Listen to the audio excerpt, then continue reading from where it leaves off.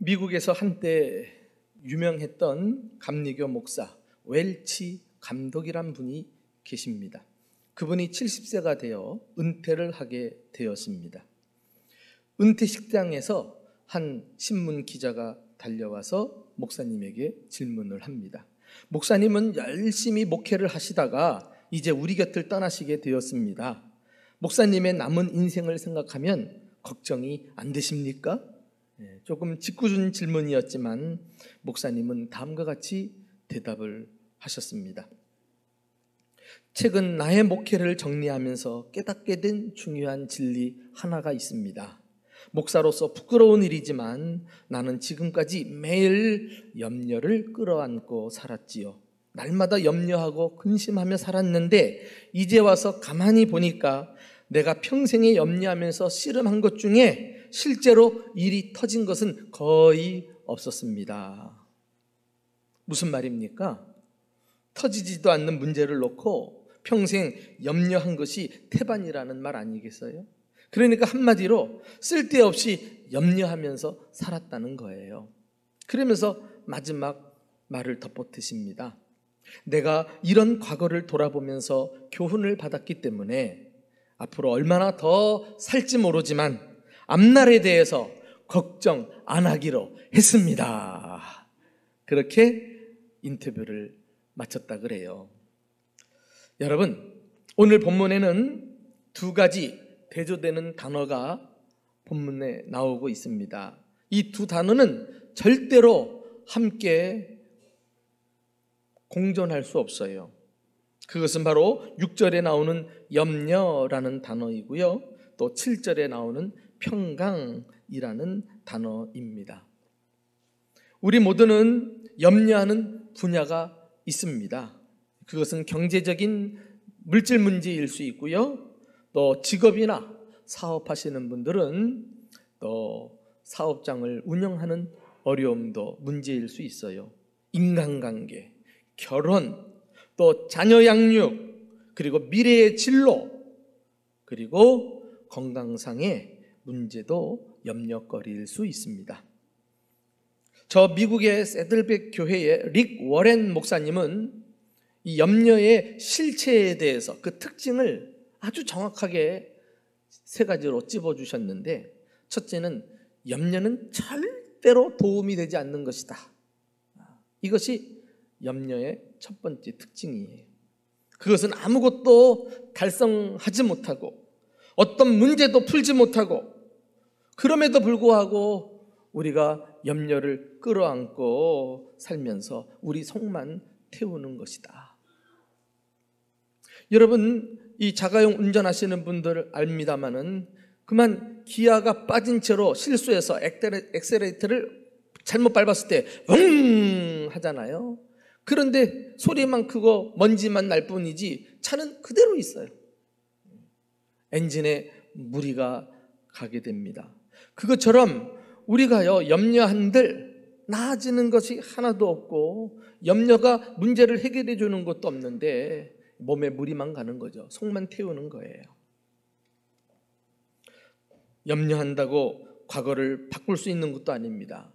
현재를 다스리지도 못합니다.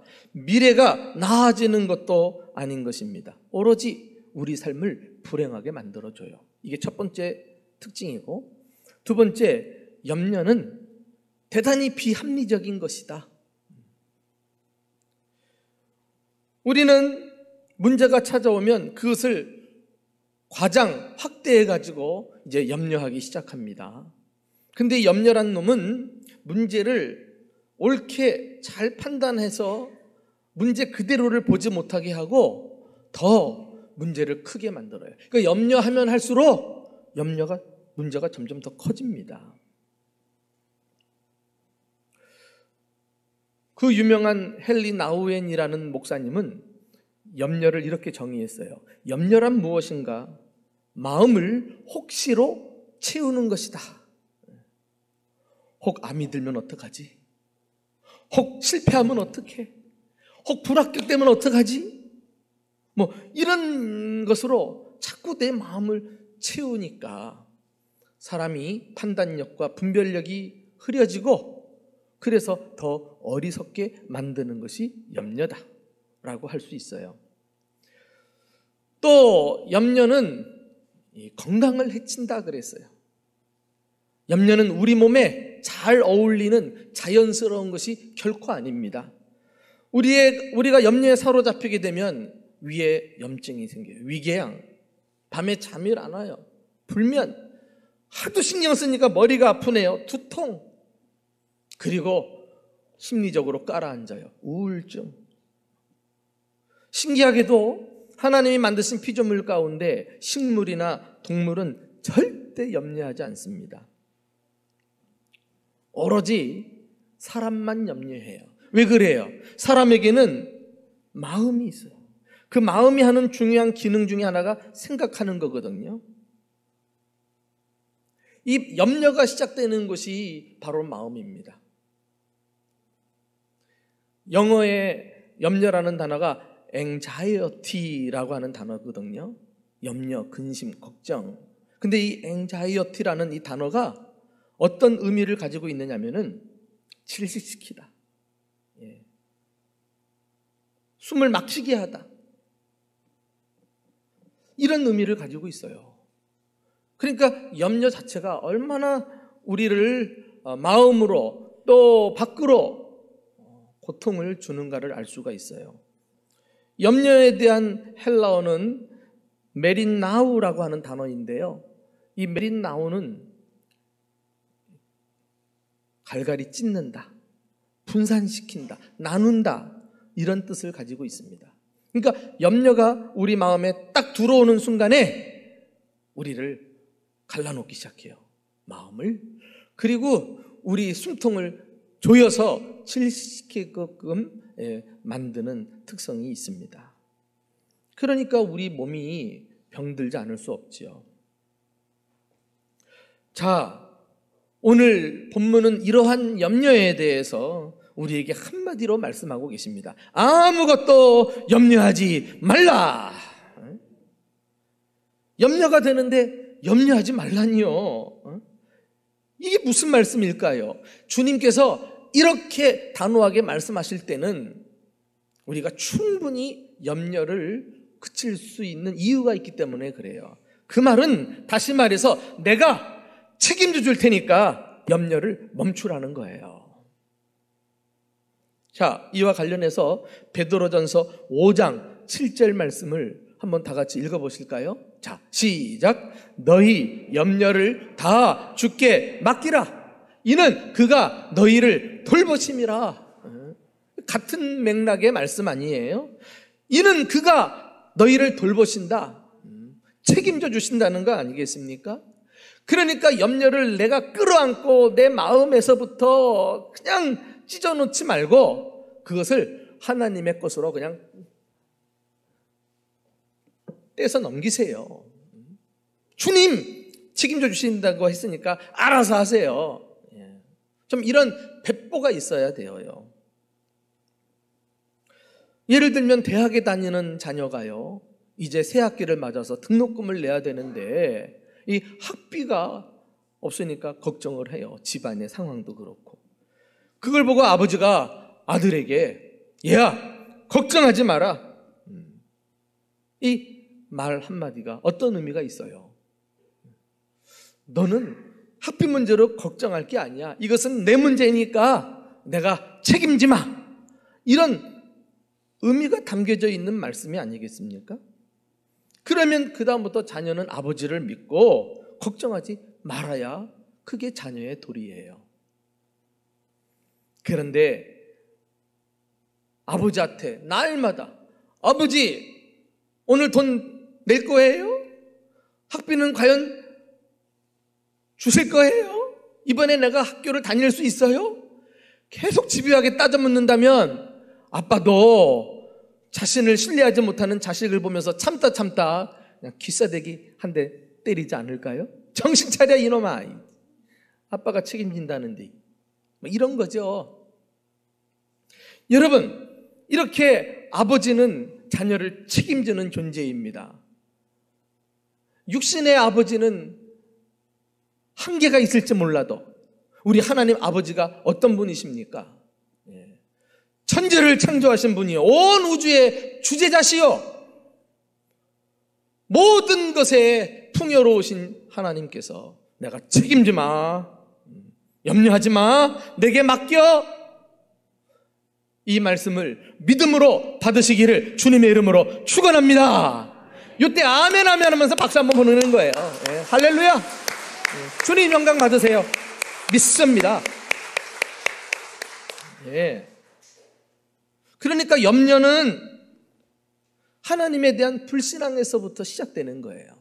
염려는 염려할 수밖에 없는 환경이 문제가 아니라 신앙의 문제인 것입니다. 오늘 본문 말씀에는 우리가 염려를 대체할 수 있는 중요한 단어 하나가 나오는데 그게 바로 7절에 있어요. 자, 우리 7절 말씀 다 같이 읽어볼까요? 시작. 그리하면 모든 지각에 뛰어난 하나님의 평강이 그리스도 예수 안에서 너희 마음과 생각을 지키시리라. 염려를 그치려면은요, 하나님 평강으로 채워야 할 줄로 믿습니다. 이 염려와 평강의 공통점이 있어요. 그것은 병립할 수는 없는 거지만은 둘이 공통점이 있어요. 마음을 차지하기를 원하는 게 있어요. 근데 염려는 우리 마음을 차지해서 찢어놓고 병들게 하지만은 평강이 우리 마음에 찾아오면 우리를 영육간에 건강하게 하고 행복하게 하는 줄로 믿습니다. 그런데 이 평강이 어떤 평강이에요? 세상에서 얻을 수 있으면 우리가 굳이 하나님 말씀 보지 않죠. 그런데 모든 지각에 뛰어난 하나님의 평강 그랬으니까 세상에서 얻을 수 없는, 그리고 모든 사람의 생각을 뛰어넘는 상상 밖의 놀라운 평강이 우리를 위해서 예비된 줄 믿으시기 바랍니다. 얼마나 감사한 일입니까? 하나님의 평강이 너희 마음과 생각을 지키시리라. 이 지킨다는 단어는 군사 용어입니다. 보초가 정신을 바짝 차리고 부대를, 출입문을 지키는 것을 말해요. 그러니까 하나님 평강이 우리 마음에 들어오면 그 다음부터 이 잡생각들, 염려, 근심, 걱정이 마음에 침투하지 못하도록 다 막아낸다니까. 이런 축복이 우리에게 약속돼 있어요. 하나님이 책임져 주시는 사람에게 보장된 약속입니다. 그러니까 우리는 그 어느 때보다도 이 재난의 때에, 그리고 오랜 고통을 겪으면서 지금 하나님의 평강을 경험해야 할 줄로 믿습니다. 이 말씀으로 인해서 상상할 수 없는, 우리 생각을 훨씬 뛰어넘는 하나님의 평강으로 충만한 저와 여러분이 될 수 있기를 예수님의 이름으로 축원합니다. 그러면 우리가 염려를 그치고 하나님의 평강을 경험하기 위한 방법은 무엇일까요? 오늘 말씀이 소개하고 있는데요, 첫째는 주 안에서 기뻐하셔야 합니다. 자, 우리 4절 말씀을 함께 다 같이 읽어보실까요? 4절 시작. 주 안에서 항상 기뻐하라. 내가 다시 말하노니 기뻐하라. 혹 내 안에 평안이 없고 염려 근심으로 가득했을 때 우리는 스스로에게 물어볼 필요가 있어요. 나는 지금까지 어떤 기쁨을 추구하며 살았는가? 나는 지금까지 어디에 마음을 두고 살았는가? 한번 자신의 내면을 깊이 성찰해 보시기 바랍니다. 세상의 기쁨과 세상이 주는 이 안위에 여러분들이 만족하면서 그것을 얻기 위해서 따라다녔다면 죄송합니다마는 우리는 수시로 염려와 근심에 사로잡힐 수밖에 없을 것입니다. 세상 것을 쫓다 보니까요, 마음은 분주해지죠. 그러니까 머리가 복잡해지고 삶은 무질서해지고 속은 막 스트레스로 가득 차고 마는 거예요. 거기에 무슨 평강이 있습니까? 그러니까 진짜 평강한 삶은 하나님과 내가 깊은 신뢰 관계를 내가 맺고 있는가? 오늘 이 말씀을 한 사도 바울은 지금 감옥에 갇혀 있으면서도 기뻐하면서 말할 수 있었어요. 지금 바울은 자신의 정체성이 감옥 안에 있는 사람이 아니라 예수 안에 있는 사람임을 깨달았기 때문에 그래요. 예수 안에 있는 자신을 그 무엇도 그 누구도 주님이 주시는 행복을 빼앗아갈 수 없다는 사실을 그는 고백하고 있는 것입니다. 주 안에서 기뻐하라. 이것은 예수 안에서 삶의 목적과 의미와 행복과 참된 가치를 발견한 사람이 고백할 수 있는 말씀입니다. 그러니까 우리가 근심스럽고 염려할 때 먼저 자신의 신앙과 하나님과의 관계를 점검하면서 내가 무엇으로 만족하고 있는가? 나는 혹이라도 하나님 아닌 세상 것에 위로를 삼기 위해 그런 것들을 얻기 위해 분주하지는 않는가?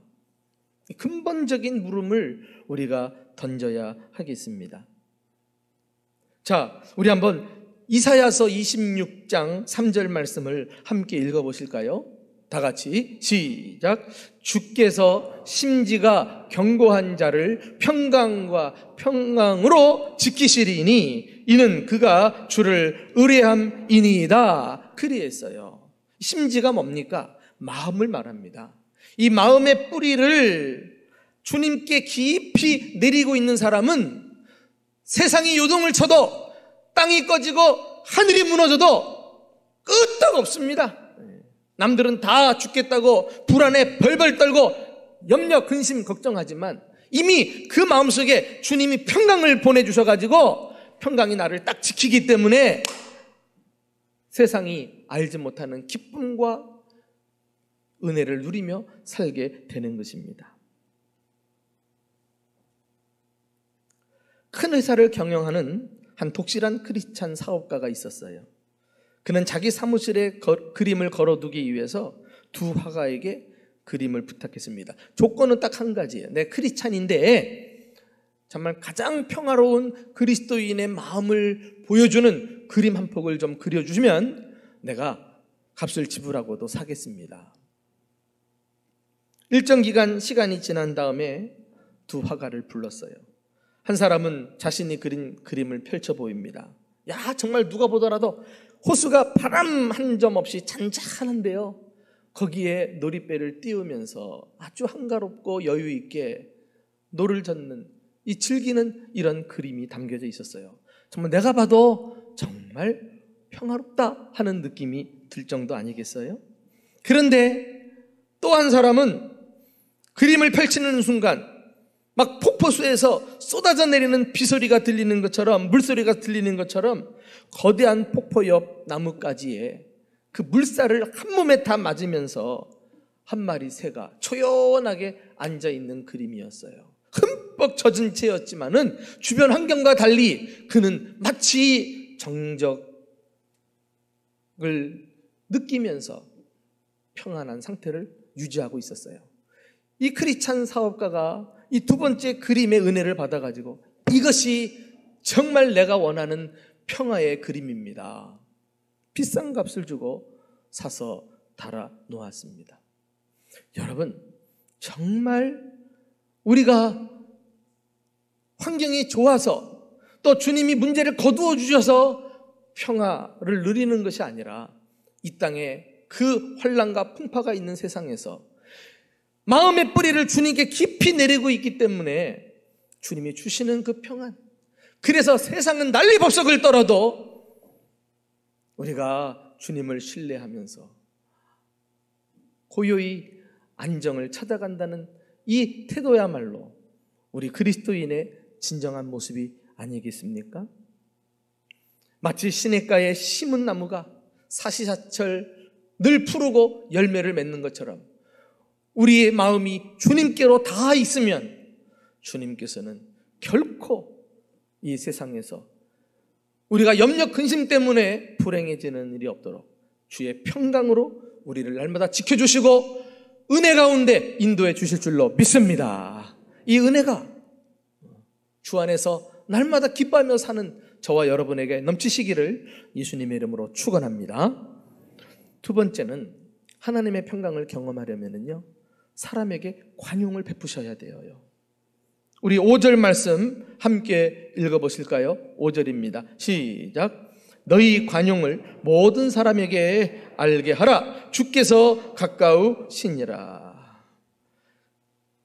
내 마음이 평강으로 가득하기를 원한다면 다른 사람의 마음도 평강으로 채워주셔야 해요.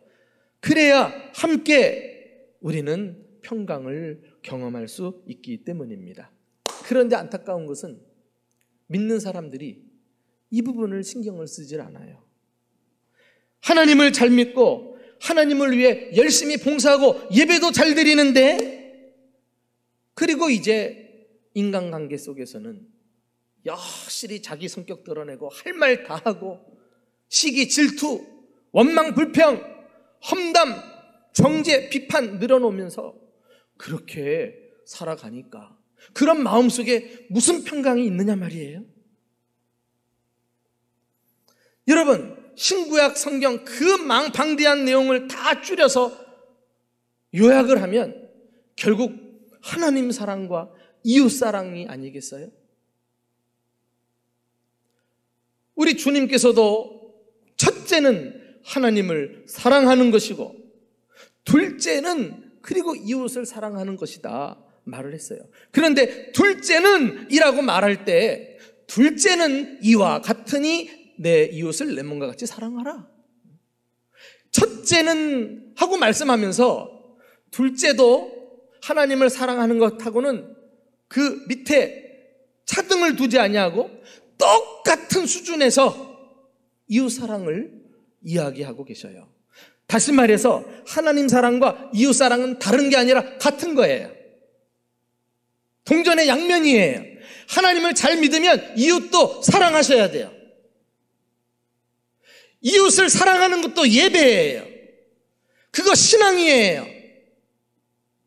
그런데 혹이라도 옆에 있는데 이웃에 대해서는 소홀히 다루고 함부로 대하면서 하나님만 찾는다? 그것은 반쪽짜리 신앙입니다. 신앙생활의 중요한 부분을 놓치는 거예요. 얼마나 한국교회가 이웃 사랑을 놓치는 바람에 하나님은 잘 믿는데 교회들마다 뚜껑을 열어보면 갈등하고 분쟁하고 파당을 쌓고 네 편 내 편 하면서 자기 편 아닌 사람은 지자복을 달려들고, 죄송합니다마는 한국교회 크게 잡아서 10개 중에 6개, 7개 교회가 서로 으르렁거리면서 예배한다고 앉아있으니 그게 진짜 교회요, 진짜 예배겠느냐 말이에요. 평강, 에이레네라고 하는 헬라어 단어는 그 어근이 합친다, 연합한다, 이런 뜻을 가지고 있어요. 마음들이 갈갈이 나누어져 있는 곳에 무슨 평강이 있습니까? 무슨 화목이 있습니까? 말로는 하죠. 그 주님이 아니라는 거예요. 마음과 마음을 이어주고, 그래서 관용을 적극적으로 베풀 때 공동체가 연합이 되고 그 가운데 주의 평강이 부어질 줄로 믿습니다. 그러니까 여러분, 우리가요, 남들이 나한테 대하는 식으로 못마땅할 때 똑같이 대하시면 안 돼요. 관용을 베풀라 그랬어요. 관용이 뭐야? 젠틀리니스, 친절함, 관대함, 너그러움이거든요. 그러니까 상대방하고 똑같이 대하면 똑같은 수준과 똑같은 사람 되는 거예요. 그가 할 말이 없도록 우리는 넉넉하게 반응을 보이셔야 합니다. 어떻게? 내게 잘못한 사람에 대해서 나도 똑같이 갚아줘야지, 그게 아니라 내가 용서해 주는 거예요. 나를 저주하는 사람에 대해서 똑같이 비난의 말, 저주의 말을 쏟아붓는 것이 아니라 축복해 주세요. 나를 미워하는 사람 같이 앙심 품지 말고 사랑해 주세요. 사랑해 주세요. 내게 인색한 사람 있습니까? 똑같이 좁은 속 가지고 살지 말죠. 마음을 넓혀서 넉넉하게 대해주세요. 내게 불친절한 사람 있습니까? 그대로 갚지 말고 친절하게 대해주세요. 싸우자고 달려드는 사람 있습니까? 함께 손뼉치지 말고 여러분들이 양보하고 져주세요. 나와 성향이 다른 사람 있습니까? 다르다고 그를 정죄하고 판단하고 험담하지 말고 이해해보려고 노력하세요. 이게 우리 관용을 모든 사람에게 나타내는 거예요. 그럴 때 교회는 연합이 되고 연합하는 곳에 주님이 임재하시고 주님께서 당신의 평강을 우리에게 부어주실 줄로 믿습니다. 나는 한국교회가 이 코로나19로 인해서 주님이 깨달으라고 신호를 보내시고 말씀으로 훈계하시는 것을 듣고 교회 그 인간적인 모든 미성숙한 행태를 내려놓고 좀 성숙한 신앙인으로서 성도들끼리 잘 지내는 교회를 만들어갔으면 좋겠어요. 건강한 공동체를 함께 세워가면 좋겠어요. 사탄 마귀가 조금 더 교회를 시험하거나 회방하지 못하도록.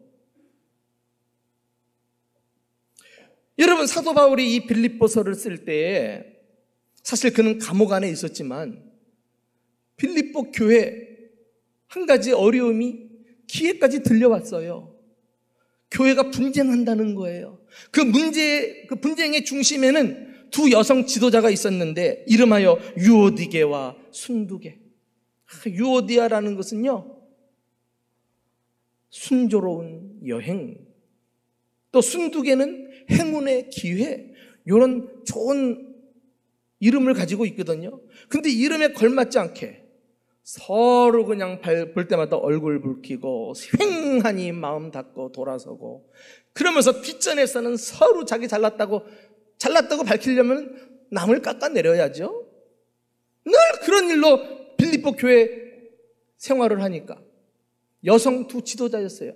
아마 교회 안에서 무슨 부장이든지 일을 맡은 무슨 임원이든지 하지 않았겠습니까?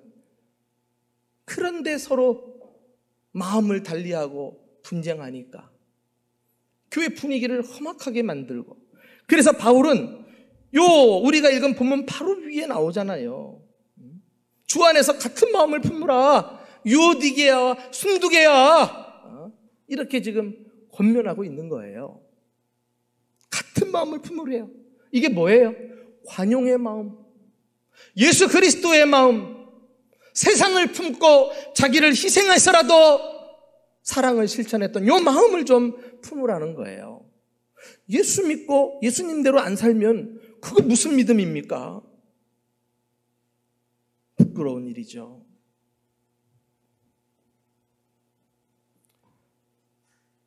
너희 관용을 모든 사람들에게 나타내라. 주께서 가까우시니라. 나에게 잘못된 사람이 배우자일 수 있어요. 내 친척일 수 있고요. 내 함께 사는 동네 이웃일 수 있어요. 그리고 공동체를 이루고 있는 구원받은 대전중부교회 교인일 수 있어요. 그가 누군지 간에 우리가 관용을 베풀어야 하는 이유는 주님이 가까이 오시고 있기 때문에 그래요. 심판주로 오실 예수님은 다시 오시는 날 나를 핍박했던 불의한 자를 심판하실 거예요. 뿐만 아니라 주님은 관용하지 못했던 나도 심판하십니다.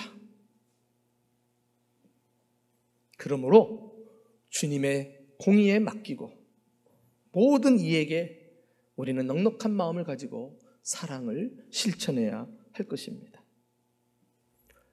지금까지도 우리 대전중부교회는 그 어떤 공동체보다도 사랑이 많고 오래 기다려주고 축복의 말로 격려했던 아름다운 공동체인데, 주님 오시는 날까지 이 아름다운 유산을 잘 유지하고 또 우리 교회 분위기를 함께 더욱 아름답게 세워나갈 수 있기를 예수님의 이름으로 축원합니다.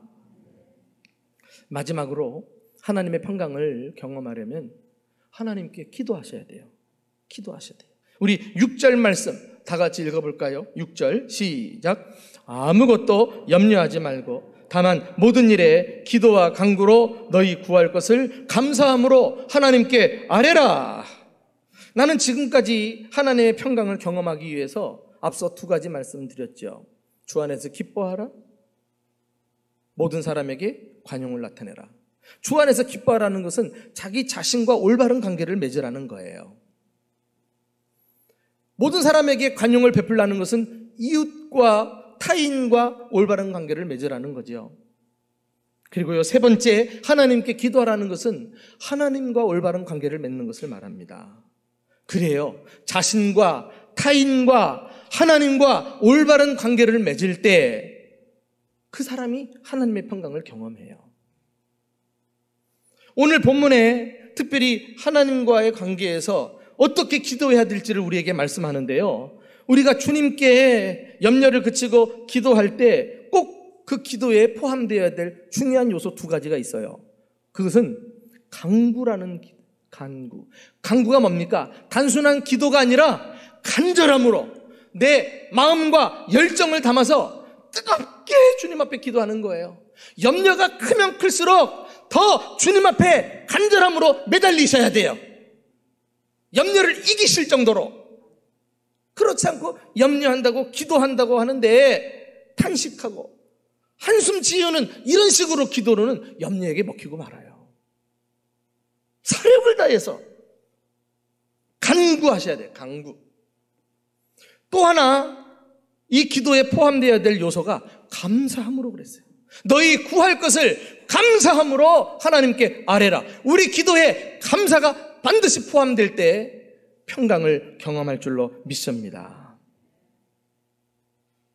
여러분, 너희 구할 것을 구한다는 것은 결핍된 상태이기 때문에 구하는 거 아니겠어요?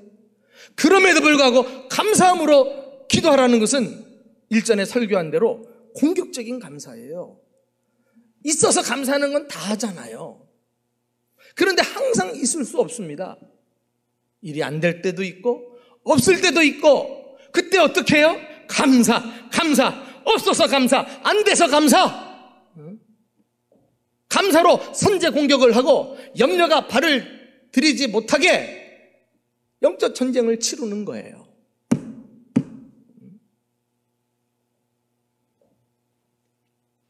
직장 생활, 동료 관계 속에서 스트레스를 받습니까? 그때 공격적으로 감사하세요. 그래도 나는 직장이 있지 않느냐. 얼마나 많은 사람들이 일하고 싶어도 일도 못하는 실업자인데 감사. 혹시 예배당에 오면서 주차가 어려워가지고 먼 곳에 세워놓고 걸어오셨어요? 불평하면서 오지 말고, 야, 내가 이렇게 걸을 수 있는 건강이 있어서 감사. 응? 감사.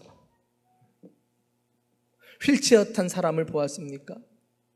그런 사람 보면서 그래도 나한테는 다리가 있는 것을 감사하세요. 다리가 없으세요? 보는 눈이 있음을 인해서 감사하세요. 보는 눈이 없다고요? 움직이는 팔이 있음을 감사하세요. 감사.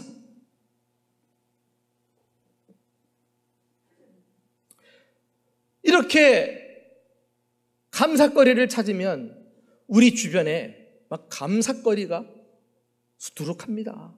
안 찾아서 그렇죠.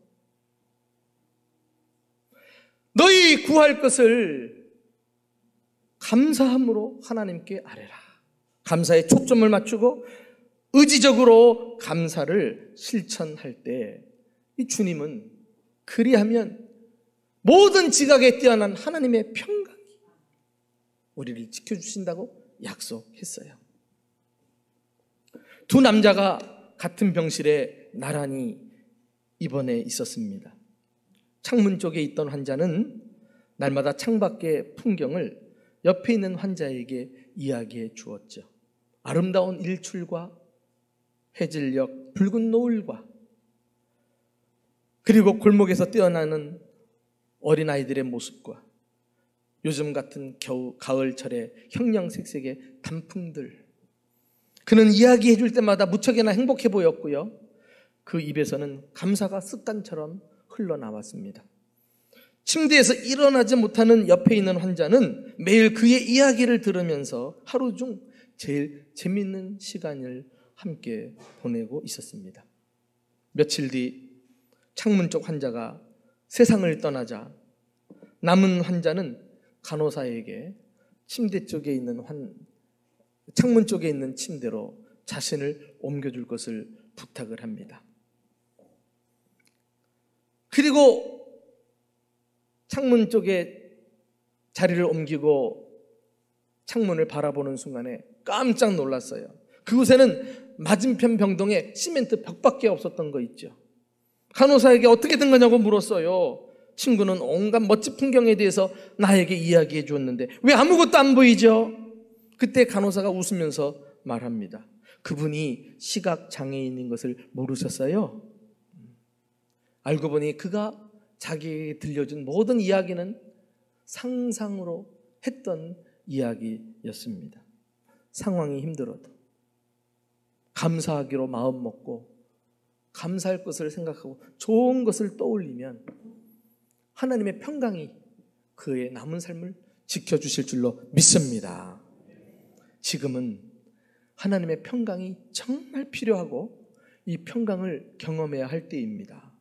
오랜 시간 경제가 침체가 되고 건강을 보장받을 수 없는 코로나가 떠나지 않는 이 재앙의 때에 우리는 오히려 반대로 염려를 거두고 공격적으로 주님 앞에 기도하면서 나아가야 되겠습니다.